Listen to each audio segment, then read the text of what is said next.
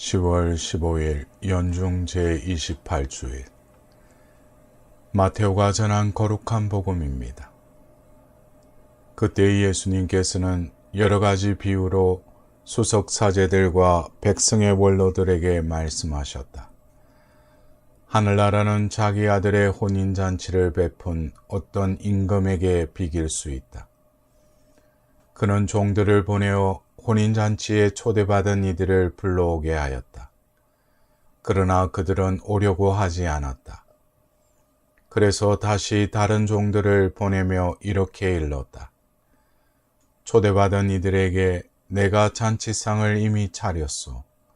황소와 살찐 짐승을 잡고 모든 준비를 마쳤으니 어서 혼인잔치에 오시오 하고 말하여라. 그러나 그들은 아랑곳하지 않고 어떤 자는 밭으로 가고 어떤 자는 장사하러 갔다. 그리고 나머지 사람들은 종들을 붙잡아 때리고 죽였다. 임금은 진노하였다. 그래서 군대를 보내어 살인자들을 없애고 그들의 고을을 불살라 버렸다. 그러고 나서 종들에게 말하였다. 혼인잔치는 준비되었는데 초대받은 자들은 마땅하지 않구나. 그러니 고을 오기로 가서 아무나 만나는 대로 잔치에 불러오느라. 그래서 그 종들은 거리에 나가 악한 사람 선한 사람 할 것 없이 만나는 대로 데려왔다. 잔치방은 손님들로 가득 찼다. 임금이 손님들을 둘러보려고 들어왔다가 혼인 예복을 입지 않은 사람 하나를 보고 친구여, 그대는 혼인 예복도 갖추지 않고 어떻게 여기 들어왔나 하고 물으니 그는 아무 말도 하지 못하였다. 그러자 임금이 하인들에게 말하였다. 이자의 손과 발을 묶어서 바깥 어둠 속으로 내던져 버려라. 거기에서 울며 이를 갈 것이다. 사실 부르심을 받은 이들은 많지만 선택된 이들은 적다. 사랑하는 형제자매 여러분, 오늘은 연중 제28주일입니다. 오늘 독서와 복음은 잔치 이야기를 들려줍니다. 일독서에서 이사야 예언자는 하나님께서 잔치를 베푸시어 모든 사람의 얼굴에서 눈물을 닦아내시고 당신 백성의 수치를 온 세상에서 치워주실 날을 선포합니다. 복음에서는 하늘나라를 아들의 혼인잔치의 임금이 사람들을 초대한 사건에 비유한 말씀입니다. 그런데 어떤 사람들은 이 초대를 거부하기도 하고 초대를 전하는 이들을 죽이기도 하고 어떤 사람들은 참석은 했으나 예복을 입지 않아 쫓겨났다는 이야기입니다. 이 비유의 말씀은 기본적으로 하나님께서 아들 예수님을 통해 인간을 구원으로 초대하셨는데 이를 거부하거나 초대에는 응했지만 준비를 못해 제외되는 사람들로 엮어진 구세사 이야기로 볼 수 있습니다. 성경은 살아있는 하나님의 말씀으로 다청적이기에 여러 차원에서 해석하여 영혼의 양식을 삼을 수 있습니다. 오늘 우리에게 주시는 의미는 무엇일까요? 이 비유를 인간 각 개인의 삶 속에서 벌어지는 사건, 즉 심층적 차원에서 인간이 되어가는 여정으로 해석할 수 있을 것입니다. 초대란 부르심, 곧 소명을 받았다는 말입니다. 신앙인이 하나님으로부터 초대받았다는 말씀은 믿는 이에게 소명이 주어졌음을 의미합니다. 어떤 소명일까요? 임금은 혼인잔치에 사람들을 초대합니다. 혼인은 남자와 여자가 하나가 되는 합일의 성사입니다. 하늘나라의 혼인잔치란 하느님과 인간의 합일, 그리스도와 교회의 합일의 잔치를 뜻합니다. 주님은 우리가 하느님과 하나가 되는 길로 초대하셨는데 이 초대에 아랑곳하지 않고 어떤 자는 밭으로 가고 어떤 자는 장사하러 갔다라고 전하고 있습니다. 눈앞의 일에 매달려 인간의 소명을 외면하는 모습인 것입니다. 게다가 어떤 이들은 초대를 전한 주인의 종들을 붙잡아 때리고 죽였습니다. 이는 인간의 자기 중심적 본능은 자기 밖으로 나오라는 초대, 자신을 넘어서라는 영적인 초대를 일부러 없애버리는 경향이 있음을 암시합니다. 그러자 왕은 악한 사람 선한 사람 할 것 없이 만나는 대로 데려왔다고 합니다. 하늘나라에 들어가기 위한 사회적 자격이나 윤리적 조건은 없습니다. 죄인이든 악인이든 배웠든 못 배웠든 젊든 나이가 많든 모든 이가 초대받았음을 뜻하는 말씀입니다. 더 나아가 인생의 모든 것이 하느님과 하나가 되도록 초대받습니다.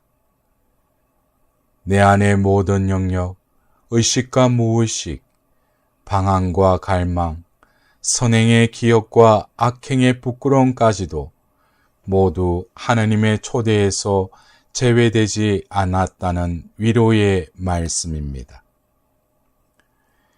그런데 혼인예복을 입지 않은 사람이 있었고 임금은 이들을 잔치에서 내쫓습니다.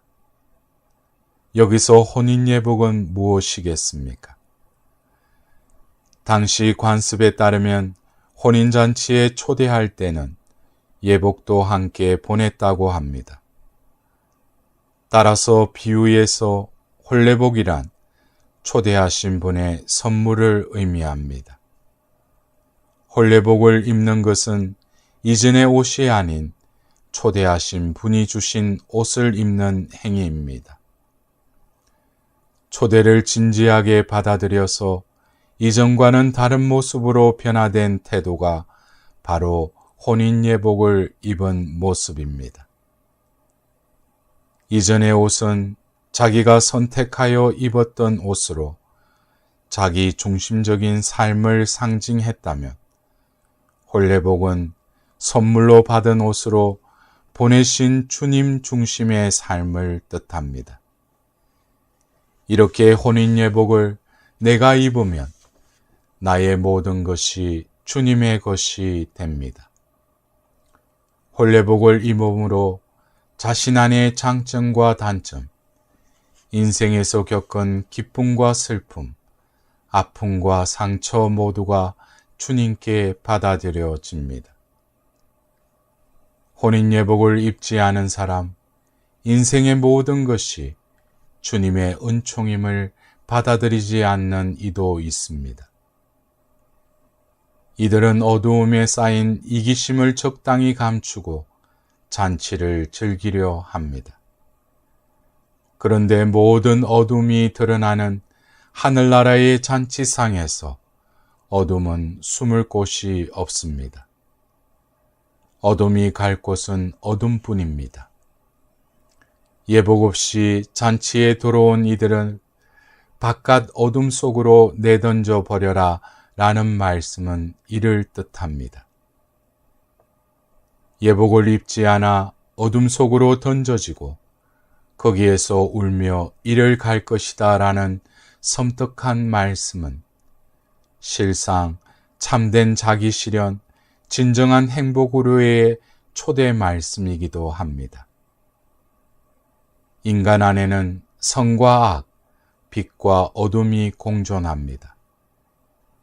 우리 안에 무엇이 있는지 의식하고 그 위에 하느님께서 주신 예복, 즉 우리 자신을 있는 그대로 받아들이는 조건 없는 사랑의 옷을 입으라는 초대입니다. 하느님께서 주신 예복을 입지 않고 내 방식대로 산다면 우리의 삶은 자기 파괴와 절규와 울부짖음으로 끝나기 때문입니다. 사랑하는 형제 자매 여러분, 지금 내가 하고 있는 일을 두고 무엇을 하고 계십니까? 하고 물으면 어떻게 답하겠습니까? 인생이라는 지겨운 시간을 때우고 있는가? 아니면 먹고 살려고 돈을 버는 중인가? 아니면 하느님과 하나가 되는 초대에 감사의 예복을 입고 참여하고 있는가? 주님께서는 하늘나라의 혼인잔치, 곧 주님과 하나가 되는 잔치에 우리를 초대하셨습니다. 우리는 초대에 응해서 이렇게 주님 앞에 나왔습니다. 내가 입고 있는 옷은 어떤 옷인가 살펴봅시다. 아직도 옛날 옷을 입고 있다면, 아직도 이기적 자아에 묶여 자기 중심적 생각을 하고 있다면 얼른 잔치 예복을 입읍시다. 이제는 내가 사는 것이 아니라 그리스도께서 내 안에 사시는 것입니다. 라는 바오로 사도의 말씀처럼 주님께서 주신 예복을, 주님의 말씀을 듣고 주님을 모심으로 주님을 입는다면 이제 나의 삶은 내가 아닌 하느님께서 내 안에서 일하시는 잔치가 될 것입니다. 이번 한 주간도 그 잔치에 그 기쁨을 누리는 복된 한 주간이 되시길 기원드립니다.